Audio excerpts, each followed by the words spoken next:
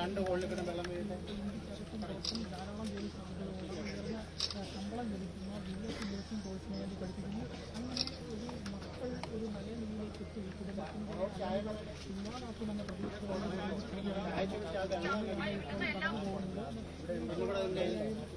കാണുന്ന ചെറിയ മാത്രമാണ് സിലിണ്ടർ കൈകളുള്ള അത്രയേറെ ഈ കുടുംബത്തിന് വേണ്ടി മക്കളുടെ പഠനത്തിനാണ് ആ കുടുംബം പ്രാധാന്യം നൽകിയിരുന്നത് എന്നുള്ളത് അതിൽ തന്നെ വ്യക്തമാക്കാം.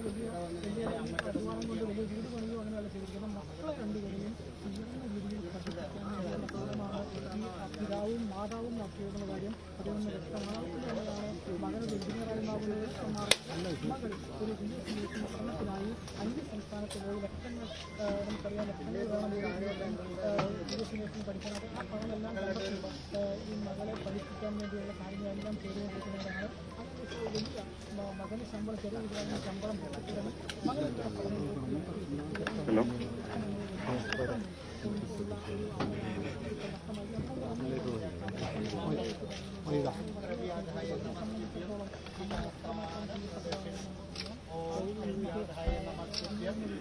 ഇപ്പോൾ ആ വീട്ടിലെ ആ ചടങ്ങുകൾ, അത് മതപരമായ ചടങ്ങുകൾ അവസാനിച്ചിരിക്കുന്നു. ഇപ്പോൾ മൃതദേഹം ചിതയിലേക്ക് ഇവിടേക്ക് എടുത്തിരിക്കുകയാണ്. ഇനിയിപ്പോൾ അല്പസമയം കൂടി മാത്രമേ ഇവിടുത്തെ ഓരോ ചടങ്ങുകൾ അതിൻ്റെ ഒരു അവസാന ഘട്ടത്തിലേക്ക് എത്തിയിരിക്കുന്നു. ചിതയ്ക്ക് സമയമുള്ള ചടങ്ങുകളാണ് പുരോഗമിക്കുന്നത്. അതും ഒരു അവസാന ഘട്ടത്തിലേക്ക് എത്തിയിരിക്കുന്നു എന്നതാണ്. അതിനുശേഷം ചിത എരിഞ്ഞു തുടങ്ങും.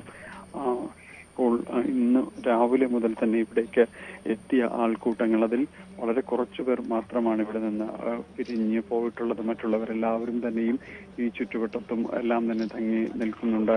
എല്ലാവരും ഇവരോട്, ഈ കുടുംബത്തോട് അനുതാപവും സഹതാപവും എല്ലാം പ്രകടിപ്പിച്ചുകൊണ്ട് അവരുടെ ദുഃഖത്തിൽ ചേർന്നുകൊണ്ട് പൂർണ്ണമായും അതിൽ തന്നെ ഉൾക്കൊണ്ടുകൊണ്ട് തന്നെ നിൽക്കുകയാണ്. കഴിഞ്ഞ കാലങ്ങളെല്ലാം തന്നെ സ്വന്തം കുടുംബത്തിനു വേണ്ടി അഹോരാത്രം പണിയെടുത്ത ഒരാൾ.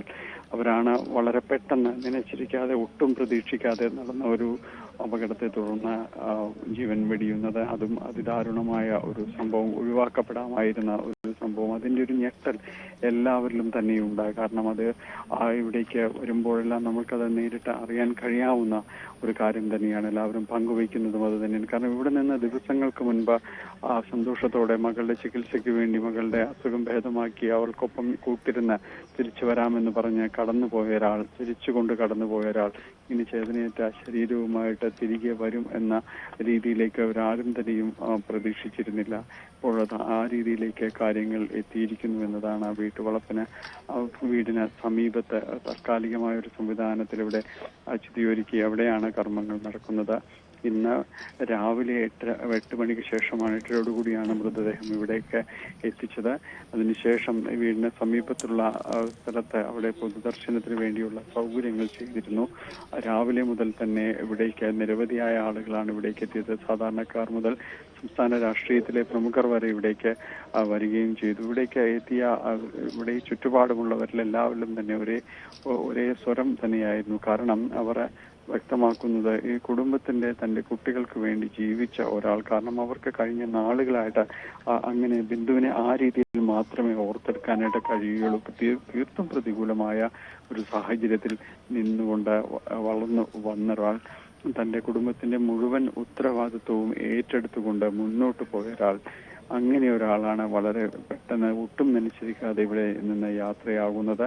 തിരികെ വരും, കുട്ടിയുമായിട്ട് അസുഖം ഭേദമായി കുട്ടിയുമായിട്ട് തിരികെ വരും എന്നുള്ളൊരു പ്രതീക്ഷ, അല്ലെങ്കിൽ ആ രീതിയിൽ അങ്ങനെയുള്ളൊരു ചികിത്സയുമായിട്ടാണ് മുന്നോട്ട് പോകുന്നത്. വൈകാതെ തിരിച്ചെത്താമെന്ന് എല്ലാവരോടും സംസാരിച്ചുകൊണ്ട് കടന്നുപോയ ഒരാളാണ് ഇങ്ങനെ യാത്ര പറയുന്നത്.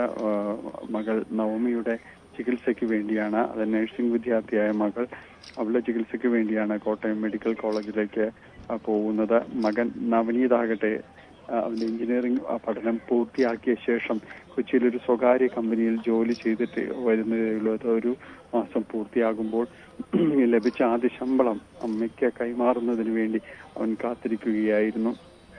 പക്ഷെ അത് പൂർത്തീകരിക്കാൻ അവന് കഴിഞ്ഞില്ല എന്ന് തന്നെയാണ് അവന്റെ വേദന വർദ്ധിപ്പിക്കുന്നത്. കാരണം ഇപ്പോഴും കുടുംബം, കുട്ടികളെല്ലാം തന്നെ ഒരു വിലാപം മാത്രമായിട്ട് അവർ ഈ ദിവസങ്ങളിലേക്ക് മാറിയിരിക്കുന്നു എന്നതാണ്. എണ്ണിപ്പറഞ്ഞ് കരയുന്നതിലത്രയും അമ്മയോടുള്ള സ്നേഹം തന്നെയാണ് കുട്ടികളുടെ വാക്കുകളിലെല്ലാം തന്നെ നിറയുന്നത്. കാരണം ഈ ദിവസങ്ങളിൽ കഴിഞ്ഞ നാളുകളിലെല്ലാം തന്നെ തങ്ങളെ മുന്നോട്ട് കൊണ്ടുപോയത്, കൈപിടിച്ച് കൊണ്ടുപോയത്, തങ്ങളെ ഈ രീതിയിൽ ഉന്നത വിദ്യാഭ്യാസം രംഗത്തേക്ക് കൊണ്ടുപോയതെല്ലാം തന്നെ അമ്മയുടെ ഒരു നിശ്ചയദാർഢ്യം തന്നെയാണ് എന്ന് അവർക്ക് നന്നായി തിരിച്ചറിയാം. അമ്മയാണ് നഷ്ടമായിരിക്കുന്നത്. മകൻ എഞ്ചിനീയറിംഗ് കഴിഞ്ഞു, അത് ആ രീതിയിലേക്ക് അവനെ പഠിപ്പിച്ച് വലുതാക്കുന്നു. മകൾ നഴ്സിംഗ് വിദ്യാർത്ഥിയാണ്. സാധാരണ ഇത്തരം പ്രതികൂല സാഹചര്യങ്ങൾ നമുക്ക് ഇവിടെ വരുമ്പോൾ കാണാൻ കഴിയും. വളരെ ചെറിയൊരു വീടപ്പുറത്തെ വീടിന്റെ ചുവരുകൾ പോലും തേക്കാനായിട്ട് സിമന്റ് തേക്കുന്നതിന് വേണ്ടി കഴിഞ്ഞിട്ടില്ല അവർക്ക്. അത്ര കണ്ട ദയനീയമാണ് വീടിന്റെയും ചുറ്റുപാടിന്റെയും കാഴ്ചകൾ. ഭർത്താവിന് ജോലി ചെയ്യാൻ ഉള്ളൊരു ആരോഗ്യ നിലയിലല്ല അവർക്ക്. ശാരീരികമായ അവശതകളും ബുദ്ധിമുട്ടുകളും എല്ലാം തന്നെയുണ്ട്. അവർക്ക് അദ്ദേഹത്തിന് ജോലി ചെയ്യാനായിട്ട് കഴിയുകയുമില്ല. അപ്പോൾ ആ ഉത്തരവാദിത്വം കൂടി ഏറ്റെടുക്കുന്നു. അദ്ദേഹത്തിന്റെ വാക്കുകൾ പറയുന്നതിനെ സങ്കടപ്പെടുത്താതെ, ഒരിക്കൽ പോലും ഒന്നും അറിയിക്കാതെ മുന്നോട്ട് എല്ലാ കാര്യങ്ങളും മുന്നോട്ട് കൊണ്ടുപോവുകയായിരുന്നു അവളെന്നാണ് അദ്ദേഹം പറഞ്ഞത്. തീർത്തും അക്ഷരം പ്രതി ശരിയാണെന്ന് ചുറ്റുവട്ടത്തുള്ള എല്ലാവരും തന്നെ അത് സമ്മതിക്കുകയും എല്ലാം തന്നെ ചെയ്യുന്നുമുണ്ട്. അങ്ങനെ ഒരു ഉത്തരവാദിത്വം മുഴുവനും ഏറ്റെടുത്ത് കുടുംബത്തിന് മുൻപേ നടന്നു പോയ ഒരാളാണ് വളരെ പെട്ടെന്ന് ഒട്ടും നനച്ചിരിക്കാതെ തന്നെ ഇല്ലാതാകുന്നത്. എന്തായാലും ഈ കുടുംബത്തിന്റെ മുന്നോട്ടുള്ള പോക്കിൽ വലിയ രീതിയിലുള്ള സഹായവും കാര്യങ്ങളും എല്ലാം തന്നെ ആവശ്യമാണ്. ഇവിടേക്ക് എത്തിയ ഇന്ന് നേതാക്കൾ എല്ലാവരും തന്നെ, പ്രത്യേകിച്ച് UDF-ലെയും കോൺഗ്രസിലെയും നേതാക്കൾ പ്രധാനമായും തന്നെ പറഞ്ഞത് കുടുംബത്തെ സംരക്ഷിക്കേണ്ടതുണ്ട്. അത് തീർച്ചയായും അവരെ ആ രീതിയിലേക്ക് കാര്യങ്ങൾ കൊണ്ടുവരണം, അല്ലെങ്കിൽ വലിയ പ്രതിഷേധവും പ്രക്ഷോഭവുമായിട്ട് ഞങ്ങൾ മുന്നേ നടക്കുമെന്ന് അവർ പറയുകയുണ്ടായി. എന്ന് പ്രതിപക്ഷ നേതാവ് VD സതീശനും പറഞ്ഞത് കുട്ടിയുടെ ചികിത്സ ഏറ്റെടുക്കേണ്ടതുണ്ട്. അത് സർക്കാർ ഏറ്റെടുത്തില്ലെങ്കിൽ അത് പ്രതിപക്ഷം ഏറ്റെടുക്കുമെന്ന് പറഞ്ഞു. അതോടൊപ്പം തന്നെ ഈ കുടുംബത്തിന് മികച്ച ഒരു ധനസഹായം നൽകണം, അല്ല എങ്കിൽ അവർക്ക് മുന്നോട്ട് പോകാൻ കഴിയാത്തൊരു സ്ഥിതിയുണ്ട്. ഇത് സർക്കാർ സംവിധാനങ്ങളുടെ അനാസ്ഥയുടെ ഒരു ഇരയാണ് ബിന്ദു. അതുകൊണ്ട് ആ ഒരു ഉത്തരവാദിത്വം സർക്കാർ നിറവേറ്റണമെന്ന് തന്നെയാണ് അവർ വ്യക്തമാക്കുകയും ചെയ്തത്. നിരവധി നേതാക്കൾ